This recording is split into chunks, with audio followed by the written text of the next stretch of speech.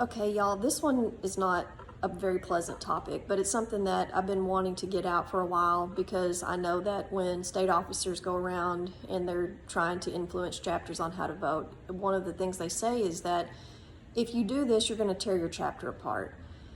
And what I would say to that is, in my experience with my chapter, there were some women that left, and they are people that I considered good friends, and that has been very sad.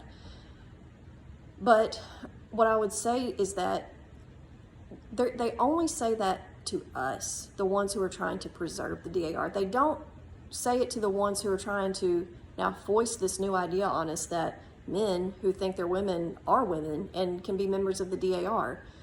So sadly, that's already on us, and it's not our fault. Those of us who are trying to preserve the DAR, that's not our burden.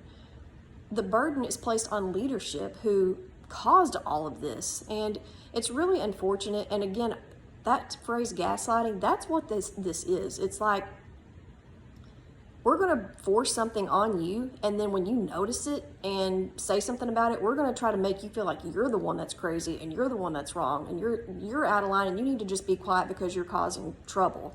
Well, that's not right.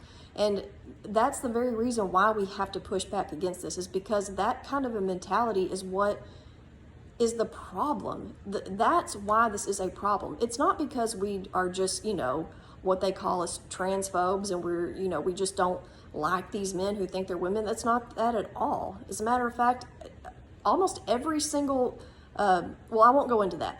I'm just trying to say this whole idea that that's what this is about is just ludicrous, and don't fall for that. Don't be emotionally blackmailed into that. So I just want to remind you that I know it's difficult and it does play on our emotions, because we do care, and we care about our chapters, and we care about the women that even disagree with us, whether they disagree with us in principle, that they actually think these men are women, if they buy into that ideology, or whether or not they have decided that this isn't the DAR's fight and they're more concerned about their role in the DAR versus preserving the DAR. The burden should be on them. They're the ones that are trying to change it. They're the ones that should be saying, don't bring this up, you're gonna ruin the DAR, you're gonna split the chapters. It's not our burden. We're just trying to preserve the DAR. So don't be emotionally blackmailed. I know it's hard to say don't feel bad, because I have been through those emotions, and you second guess yourself, but ultimately you have to remind yourself that we're fighting for something bigger than us. And we know that anytime we're going through something like this, there is going to be heartache, and there is going to be some fallout, and that's terribly sad. But it's obviously in the end it's worth it, because it means the integrity of the society. It means, what are we leaving to future generations? So that's one thing I wanted to say. And another thing that I've been thinking about is, like, people always come at us and ask us this question: what if a woman who identifies as a man wants to be in the DAR? Is she eligible? Are you going to say she can't be in the DAR? I guess this falls under this whole thing of, like, we're transphobic, which is just ludicrous. Of course she's eligible. She's a woman. It doesn't matter. Our logic tracks the whole way. If you are a woman, you are eligible for the DAR. It doesn't matter what your birth certificate, what that little piece of paper says. That doesn't matter.